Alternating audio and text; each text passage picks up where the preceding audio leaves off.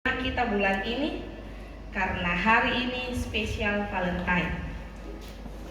Dan di hari Valentine ini kita akan membahas tentang kasih yang sejati. Siapa kasih sejati itu? Di mana kita mendapatkan kasih itu dan bagaimana mempraktekkan kasih itu dalam hidup kita. Ketika mempersiapkan materi khotbah ini, saya mencari lagu-lagu tentang cinta. Cinta yang tulus atau cinta yang luar biasa.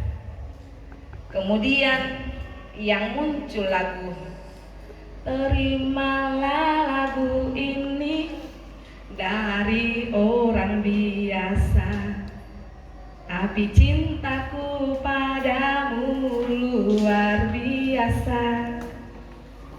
Aku tak punya bunga, aku tak punya harta, yang ku punya hanyalah hati yang setia tulus padamu." Nah, saya rasa lagu ini semua pasti tahu. Pasti ada yang menyanyi, sedikit tadi tuh pasti menyanyi. Mungkin juga lagu ini sudah jadi soundtrack perjalanan cinta kalian. Ada mungkin, atau dulu bagaimana Bapak Gia?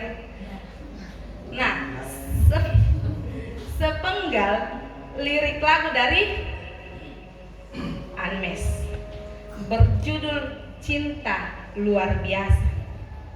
Lagu yang mengisahkan janji seorang pria bahwa ia tidak bisa menjanjikan kehidupan sempurna dengan materi yang melimpah, namun ia akan selalu mencintai pasangannya dengan ketulusan. Dan salah satu lagu yang sering diputar di momen Valentine, kemarin hari saya dengar juga lagu ini. Dan lagu ini kalau dinyanyikan oleh seorang pria atau cowok idaman lagi, bisa membuat perempuan-perempuan atau wanita-wanita yang mendengar itu terkelepek-kelepek. Tapi yakinlah, setelah engkau masuk dalam rumah tangga, maka lagu ini tidak berlaku lagi. Karena yang kita butuh selain kasih sayang atau cinta, yang kita juga butuh adalah cuan. Cinta yang luar biasa, tapi ada uang di dalamnya. Karena bukan cinta yang mau dimakan, bagaimana Ibu? Bukan cinta yang mau dipakai bayar listrik, bukan cinta yang mau dipakai ini dan itu. Oke, itu sekedar pembukaan khotbah yang menarik kita untuk memulai khotbah ini. Nah, bulan Februari ini bulannya hari Valentine. Ini tanggal 14 Februari. Dulu kalau saya waktu Anti Nana, Ibu juga waktu mau menikah, cari gedung ini 14 Februari ini penuh gedung Tuntono Kabanguden. Nah, katanya bulan untuk menyatakan kasih sayang dan yang sangat identik dengan pemberian bunga dan coklat. Ada yang sudah dapat bunga dan coklat tanggal 14 sampai tanggal hari ini? Angka coklat mau ada tak? Ada dibagi-bagikan. Mungkin di waktu tanggal 14 ada juga. Ada yang sudah dapat bunga? So, nah, itu Ibu yang bunga di belakang. Nah, momen bagi setiap orang saling bertukar kado. Saya ingat juga SMA dulu tukar-tukar kado. Tahun-tahun kemarin kita juga ya tiup tukaran kado. Nah, sebagai tanda kasih sayang. Tapi pertanyaannya, sudahkah ada tanda sayang yang murni? Hati yang tulus di atas semua pemberian itu? Atau kalau kita pakai bahasanya Anmes, adakah di sana cinta luar biasa atau hanya sekedar momennya saja?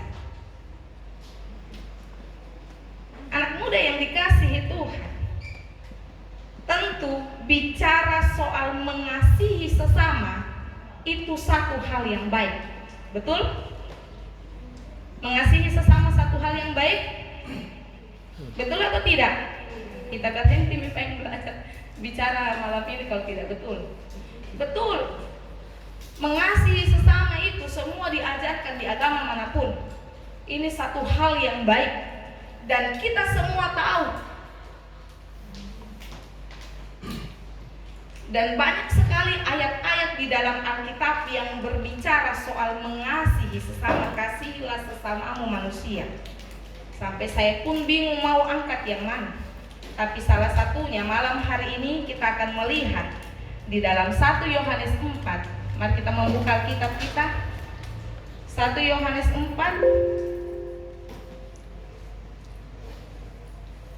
ayat yang ke-7.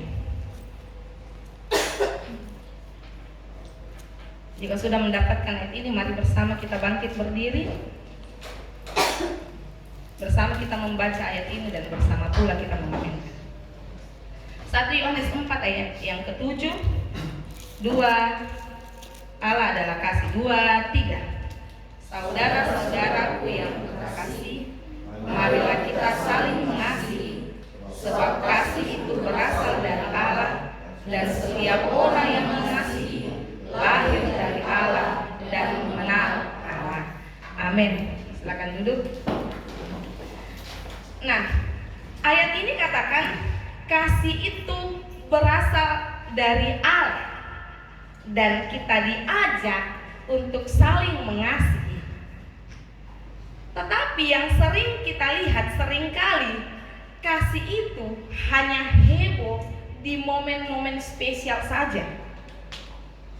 Contoh, di momen hari ulang tahunnya pasangan kita. Terus seperti hari Valentine dengan pasangan, dalam hal ini mungkin pacarnya atau pasutri. Terus di hari ibu dengan ibu, di hari ayah dengan ayah. Ada nih hari ayah sekarang toh? Saya lupa juga datang tanggal berapa.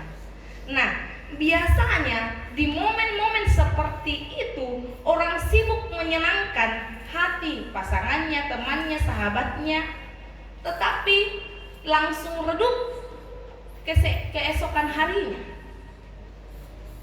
langsung redup, langsung hilang. Apalagi ada kekecewaan, ada sakit hati di dalamnya.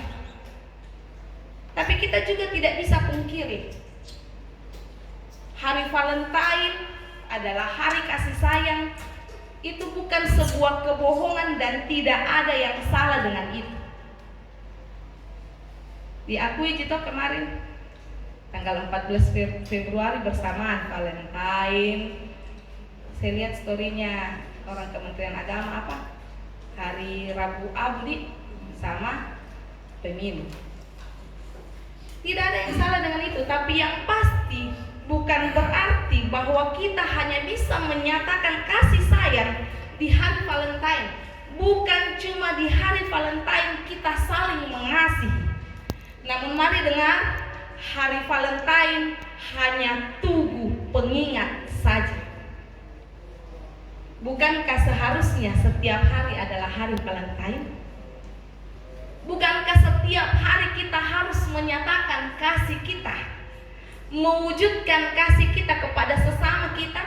Kita harus saling mengasihi setiap hari, setiap saat. Dan firman Tuhan katakan itu, setiap orang yang saling mengasihi berasal dari Allah dan mengenal Allah. Amin. Mari anak-anak muda yang dikasihi Tuhan, Bapak Ibu Saudara yang dikasihi Tuhan, dan bicara mengenai tanda cinta, kasih sayang, tentu teladan sejati hanya di dalam Yesus. Siapakah kasih sejati itu? Dan di mana kita mendapatkan kasih sejati itu? Ayat tadi katakan, karena kasih itu berasal dari Allah. Kita dapatkan hanya di dalam Allah, pribadi Yesus Kristus, muda yang diberkati Tuhan, dengar ini. Tanda kasih sejati hanya ada di dalam Kristus. Tidak bisa kau dapatkan di pribadi manapun. Seiring berjalannya waktu, engkau akan mengetahui bahwa satu-satunya kasih sejati dalam hidupmu hanya Yesus Kristus. Kalau saya dulu sangat melihat kasih sejati itu ada di bapak saya. Saya naik motor sama bapaknya Gio dengan Pipit. Saya bilang begini, Pit, kau tahu siapa cinta pertamaku? Apa? Karena di atas motor, apa Mak? Kau tahu siapa cinta pertamaku?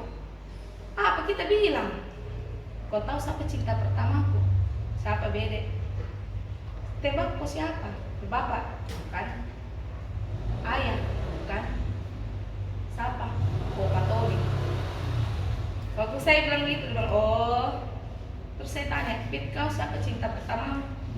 Ada deh. Siapa? Kakak.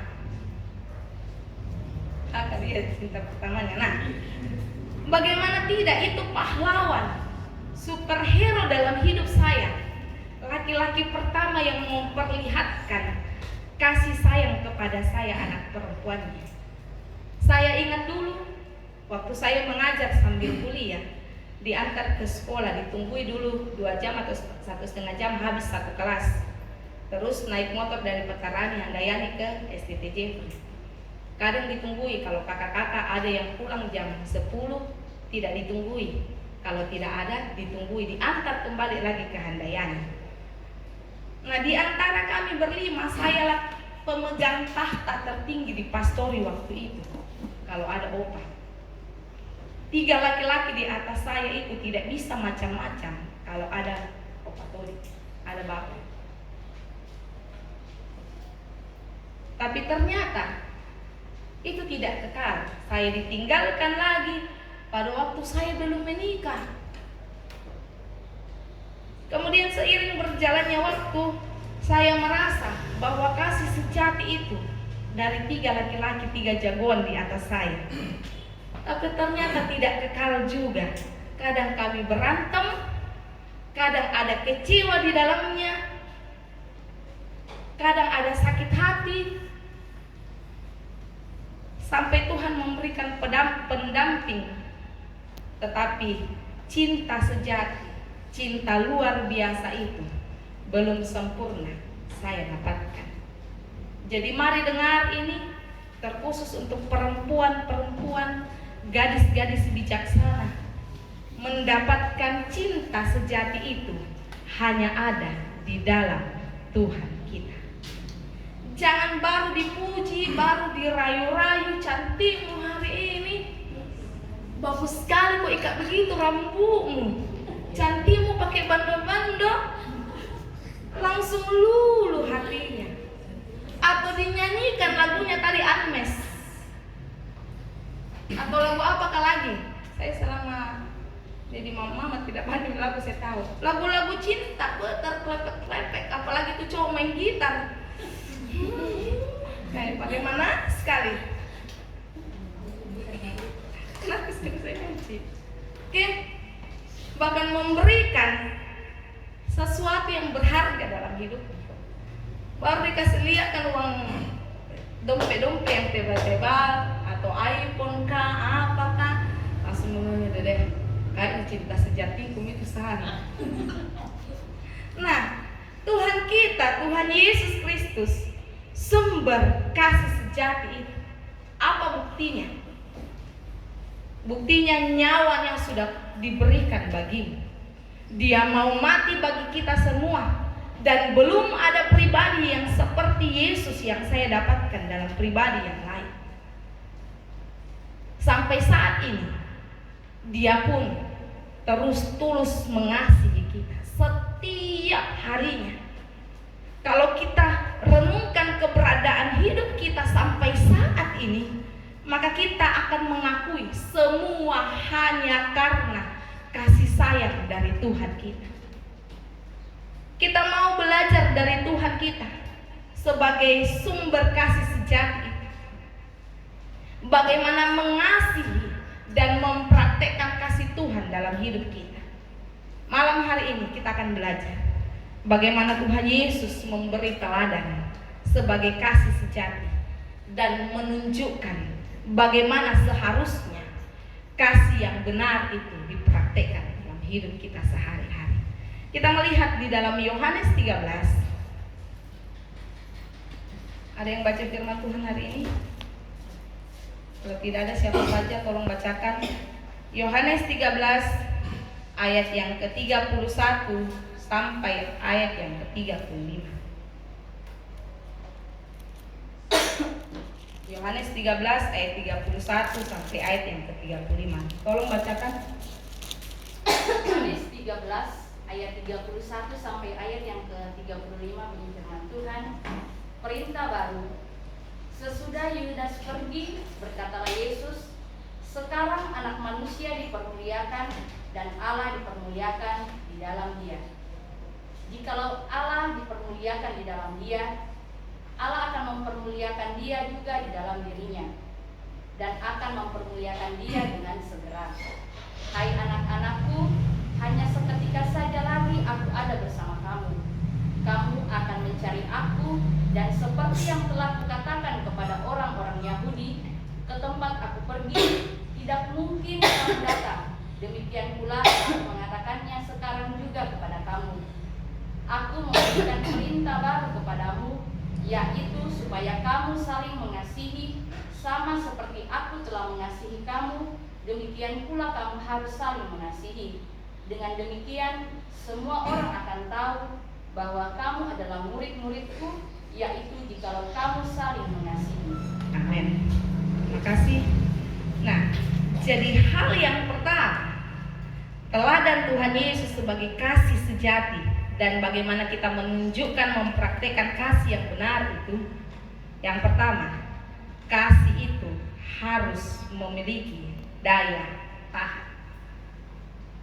Kasih itu harus memiliki daya tahan. Kebanyakan kasih kita gampang luntur apabila kita dikecewakan, apalagi ketika kita disakiti atau dikhianati.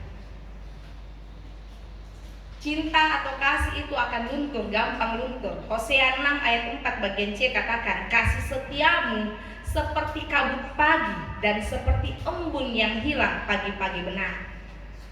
Nah, cinta atau kasih yang mudah luntur, mudah hilang. Tuhan Yesus memberi teladan bagaimana kasihnya yang tidak goyah, kasihnya yang tidak mudah luntur. Walau ia menyadari betul saat itu bahwa tiba saatnya ia akan dikhianati oleh Yudas, disangkali oleh Petrus dan ditinggalkan oleh murid-muridnya.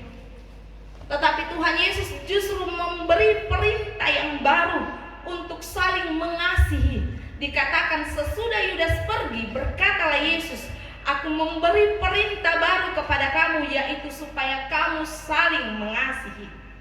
Yang menarik di sini, kata baru berarti segar.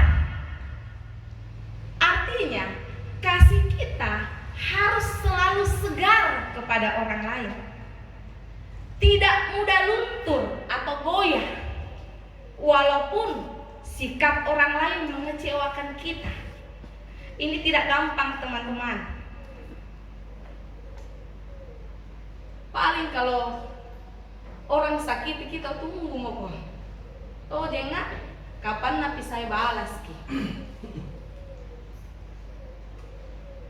Tapi firman Tuhan katakan hari ini, teladan Yesus sendiri, perintah Tuhan Yesus sendiri. Mari bersama-sama kita belajar. Itulah kasih Tuhan Yesus yang selalu segar, memiliki kekuatan dan daya tahan, tidak tergoyahkan, sehingga walau ia dikhianati, disangkali, ditinggalkan sendirian, kasihnya tetap sama. Kasih Yesus yang tidak pernah berubah. Ratapan 3 ayat 22 sampai ayat yang ke-23. Mari perhatikan Alkitabmu. Ratapan pasal 3 ayat 22 sampai ayat yang ke-23 dikatakan, tak berkesudahan kasih setia Tuhan, tak habis-habisnya rahmatnya, selalu baru tiap pagi, besar kesetiaan. Selalu baru setiap pagi. Seorang hamba Tuhan di Sukabumi bilang begini, kalau baru seperti kita punya makanan di malam hari. Contohnya babi rica. Kita makan babi rica malam hari, tapi tidak habis. Kemudian kita simpan di mana? Kulkas. Besok harinya masih bisa dimakan? Masih. Dengan cara panas. Tapi pertanyaannya, itu baru atau tidak? Tidak.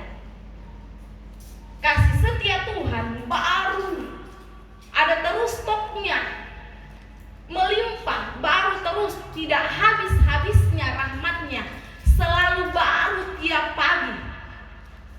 Itu kasih setia Tuhan. Nah, mari anak muda yang diberkati Tuhan, Bapak Ibu Saudara, miliki kasih seperti Tuhan kita. Kasih yang memiliki daya tahan yang kuat. Bukan cuma sehari, 2 hari, sebulan, setahun, atau beberapa tahun, tetapi daya tahan yang kuat, yang tidak dimakan oleh waktu, yang terus mau mengasihi. Sekali lagi, berat, tapi mari kita melihat hanya kepada Tuhan. Mungkin sulit bagi kita, tapi mari masuk dalam proses Tuhan. Nikmati prosesnya. Terus saling mengasihi, tebarkan kasih itu, dan engkau akan melihat kasih yang sama itu menjadi bagian dan memerintah dalam hatimu. Kasih yang sama itu akan terus memerintah, dan itu yang membuat engkau kuat untuk terus saling mengasihi. Lanjut, yang kedua, bagaimana menunjukkan kasih yang benar? Bagaimana kita mempraktekkan kasih sejati yang Tuhan sudah nyatakan dalam hidup kita? Yang kedua, kasih itu harus dipraktekkan, bukan sekedar teori. Kasih itu harus dipraktekkan, bukan sekedar teori. Bagi Tuhan Yesus, kasih memang tidak cukup hanya diajarkan, bukan hanya teori atau dijadikan simbol, slogan, atau wacana semata. Apa simbolnya kasih kan? Itu di atas ya? Lope. Dulu waktu SD, Yudit Love Sumarto. Iya kan? SD kan? Pernah ke SD. Ilsi Love.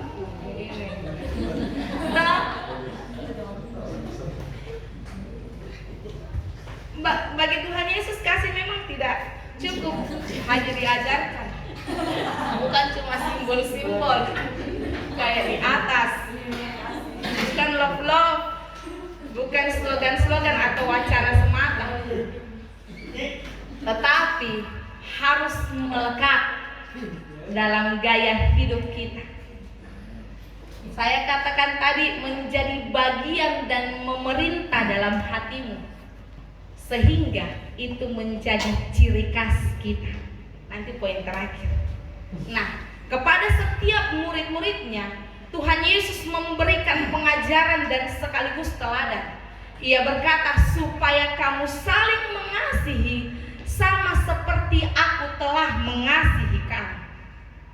Melalui ungkapan ini, kita dapat memahami bahwa ketika Tuhan memberi perintah untuk mengasihi, Ia telah mempraktekkan kasih itu terlebih dahulu. Sama seperti aku telah mengasihi. Tuhan Yesus tidak hanya pandai berteori tentang kasih seperti kita, janji-janji caleg. Saya kasih kau, gunung akan kudaki, laut akan kusemberangi, karena cintaku padamu. Nanti masuk di kalian rumah tangga baru kalian tahu. Yesus tidak hanya pandai berteori tentang kasih, tapi hidupnya adalah teladan bagaimana mengasihi yang sesungguhnya. Dan salib di bukit Golgota adalah bukti kasihnya yang tiada tara. Mari Bapak Ibu Saudara yang diberkati Tuhan, ini menjadi tugas kita untuk mempraktekkan kasih sejati itu dalam kehidupan kita, melekat dan menjadi gaya hidup kita. Yang ketiga, yaitu standar kasih kita harus kasih agape. Pasang telinga baik-baik. Standar kasih kita harus kasih agape. Poin 1 bilang begini, kasih itu harus memiliki daya tahan. Poin 2 bilang begini, kasih itu harus dipraktekkan. Tetapi ingat, kasih dari poin 1 dan poin 2 itu harus berdasarkan kasih agape. Takutnya kalian praktekkan nanti dengan kasih eros. Sudah belajar 4 kasih, 4 tak? Belajar di SMA itu toh? Iya, di SMA kayaknya dapat. Apa? Kasih storge, kasih filia, kasih eros, dan kasih agape. Nah, kita kembali, standar kasih kita adalah kasih agape. Kasih agape adalah kasih yang rela berkorban tanpa pamrih. Belum sampai sini nah. Kasih tanpa syarat. Ini dia. Dan ini identik dengan kasih Tuhan. Jadi jika hal ini dikaitkan dengan konteks saat itu, berarti adanya kesediaan dari Tuhan untuk mengampuni murid-muridnya, bahkan yang mengkhianatinya sekalipun. Selain itu, adanya kesediaan Tuhan menerima keadaan murid-muridnya apa adanya, sekalipun sangat mengecewakan. Dikhianati nih. Adanya kesediaannya Tuhan untuk berkorban tanpa pamrih. Adanya kesediaan untuk tetap mengasihi walau kasih itu tak terbalas. Itulah model kasih yang juga seharusnya kita terapkan dalam hidup kita sebagai anak-anaknya. Dengar ini, kasih agape bukan kasih karena saya mengasihi engkau karena engkau baik. Saya sayang kau karena kau sayang kau. Tapi kasih agape adalah kasih yang walaupun saya mengasihi engkau walaupun engkau membenci saya. Berat. Saya mengasihi engkau walaupun engkau tidak mengasihi aku. Walaupun engkau pernah mengecewakan aku. Dan ini sangat-sangat sulit bagi kita. Bagaimana di studimu? Bagaimana di dunia pekerjaan? Bagaimana di kehidupan sehari-hari? Banyak engkau jumpai orang-orang, bahkan orang terdekat sekalipun yang rese sekali. Kita sudah berkorban, kita sudah kasih ini itu, yang menjengkelkan, yang rasanya sulit untuk menerapkan kasih ini. Tapi sekali lagi mari kita belajar untuk menerapkannya, dan yakinlah ketika itu bisa engkau terapkan, maka sukacita, damai Tuhan yang akan memerintah dalam hatimu. Kita akan lebih lagi mengenal Tuhan kita, karena kasih itu berasal dari Tuhan. Yang keempat, sebagai poin yang terakhir, pemain musik singers tampil ke depan. Kasih sejati itu harus menjadi identitas orang percaya. Tolong bacakan ayat yang ke-35. Kasih sejati itu harus menjadi identitas orang percaya. Bacakan di ayat yang ke-35. Dari Yohanes tadi 13. Yohanes 13 ayat yang ke-35 bunyi firman Tuhan, dengan demikian semua orang akan tahu bahwa kamu adalah murid-muridku, yaitu kalau kamu saling mengasihi. Amin. Terima kasih. Dan akhirnya kasih sejati itu adalah tanda pengenal atau identitas dari murid Kristus. Orang lain dapat mengenal kita sebagai murid Tuhan itu bukan karena warna atau model pakaian kita yang hampir sama malam hari ini. Bukan hanya sekedar ibadah minggu yang setia kita hadiri. Bukan hanya sekedar kata-kata yang berbau agama yang kita lontarkan. Bukan hanya dari berapa banyak ayat Alkitab yang rajin kita kutip dan hafalkan, dijadikan story atau status. Bukan pula dari jabatan yang kita sandang dalam gereja. Identitas seorang murid Kristus diukur dari bagaimana relasi yang penuh kasih mesra dengan Tuhan dan sesama. Apakah kita rela memberi dan berbagi dengan mereka yang menderita, mengulurkan tangan bagi yang membutuhkan? Apakah kita mau menyapa dan tersenyum dengan mereka yang dipandang hina oleh dunia ini, yang tidak mau tersenyum sama kita? Apakah kita mau mengampuni yang bersalah kepada kita? Apakah kita mau bersikap terbuka, menerima orang lain apa adanya, bahkan mereka yang berbeda dengan kita? Anak muda yang dikasihi Tuhan, kasih Tuhan Yesus itu terlalu tinggi, terlalu dalam, terlalu luas untuk dibicarakan. Tidak akan pernah cukup waktu untuk merenungkannya. Sebab itu ada baiknya jika kita juga mulai untuk mempraktekkan. Kalau kita pikir-pikir kebaikan Tuhan, pasti tidak akan habisnya. Merenungkan tidak habis-habisnya.